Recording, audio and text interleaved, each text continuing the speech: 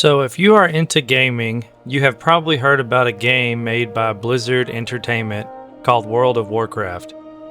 Maybe you've seen a few ads on your favorite social media platform, or you overheard a couple of coworkers talking about it on break. And I'm sure you're probably saying to yourself right now that you just don't have time to start playing, or that you're so far behind you'll never catch up. Well, stick around because I've got 4 reasons why you should start playing World of Warcraft today. Before we get into everything, please smash that like button for me. It helps the channel out and lets YouTube know to recommend this video to more viewers. World of Warcraft has been around for a very long time. It started with the old RTS Warcraft games and eventually became the MMORPG we know today. From 2004 to 2025, WoW has had 21 years of development, and in all that time, the game has seen its share of ups and downs. And yes, I am definitely talking about you, Shadowlands. From the vanilla 2004 version we now call Classic, all the way to the expansion we're currently in, The War Within, at least at the time of filming. WoW has released 10 expansions. Some of these expansions were loved by the community, like Wrath of the Lich King, Mist of Pandaria, and Legion. Others were not so loved by the community, like Warlords of Draenor and Shadowlands. Me personally, I never really understood why Warlords was considered a bad expansion.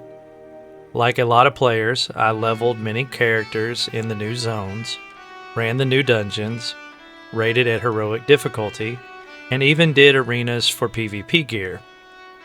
I enjoy every expansion to different degrees, and didn't start falling out of love with the game until Battle for Azeroth, and then I quit during Shadowlands. The point is, every expansion brings a whole set of new zones, dungeons, raids, and honestly more quests than anyone can count.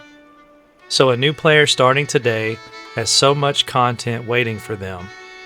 It might feel a little overwhelming, as long as they don't pick up any bad habits like rushing through the game just to hit max level.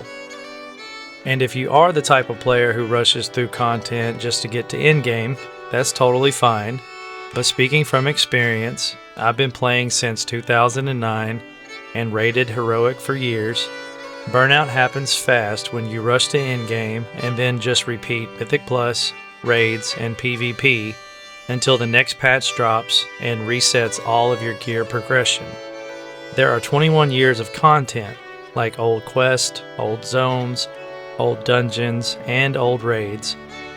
But players today have been conditioned to believe they must always be in the current expansion, and they forget that there is a whole world out there to go and do things in.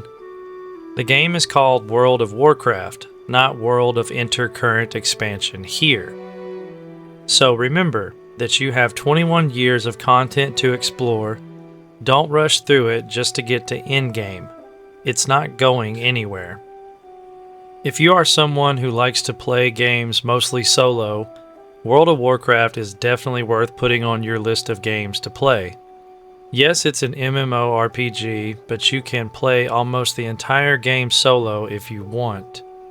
There is group content like dungeons and raids with difficulties ranging from normal all the way to mythic difficulty, and of course PvP. You can do all of this while still being a solo player by using the group finder tool. But just know the experience will vary depending on the group you get. WoW is known for its toxic player base, especially when running Mythic Plus dungeons with random players. So don't let that discourage you. Every game has players in it that think they are God's gift to that game. So WoW is no different. Honestly, solo gameplay is how most players interact with the game now. Back in the day, Blizzard had quests that required groups, but as the game evolved, most of those quests either got nerfed, so they can be soloed by players, or were removed entirely. While leveling, you probably won't see a single quest that truly requires a group until you reach modern content, unless it's a dungeon quest. The game uses level ranges for everything, so older raids and dungeons will be difficult or impossible if you are not high enough to solo them. Most players wait until max level and then come back to clear those older places for transmog gear and achievements. That's also why players say older zones are boring or not relevant, because of how easily the older zones can be cleared. And yeah, that can be true if you wait until max level to try and complete the older parts of the game. I recently returned to the game after quitting during the Shadowlands expansion. For 4 years, I played games I never had time to play because I used to no-life World of Warcraft. I tried solo RPGs like Skyrim, and MMOs like ESO, Elder Scrolls Online, and Guild Wars 2. And they all had one thing in common: you can play them solo at your own pace. While I was away, I realized something. I don't have to rush to endgame. I don't have to let FOMO, or fear of missing out, dictate how I play. I can have fun playing the way I want to play and not let the meta influence my decisions. I don't need the games I like to play to feel like a job. I already have a full-time job, and it's not YouTube. So when I came back to WoW, I came back with a different mindset.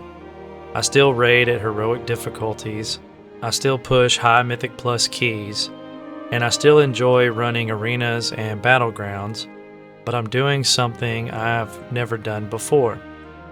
I'm slowing down and enjoying the content. I'm actually playing the game and not rushing through it. When I returned, I rolled a new character to try out the new talent system and to see how different classes feel while leveling. I've been reading quests again and clearing full zones before moving on. This process is slow, and I know most players won't level this way, but for me it was a great way to break out of the same old leveling routine. If you keep doing something the same way for too long, it gets boring, and it's okay to try something different. Remember, we're playing World of Warcraft. The end game will always be there, it just shifts to the next expansion. So take your time, explore, enjoy the world. You'll hit max level faster than you think anyways.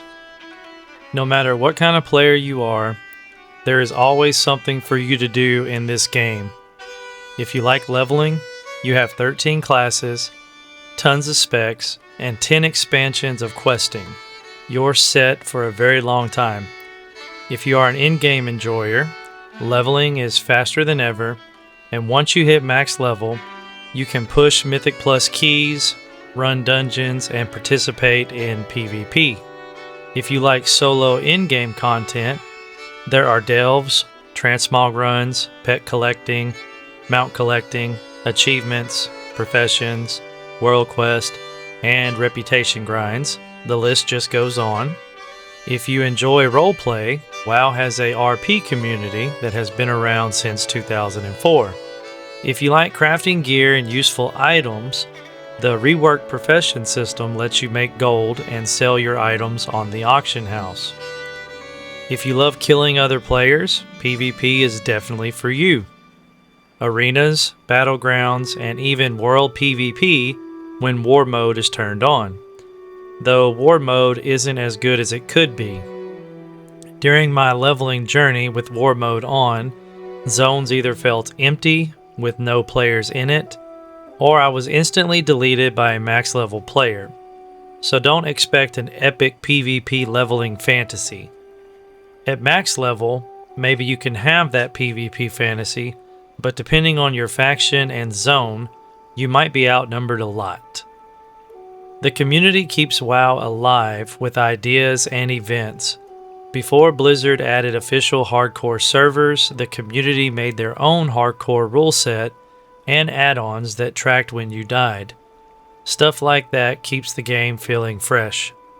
There's always something happening in Azeroth, like holiday events, dungeon events, and PvP events.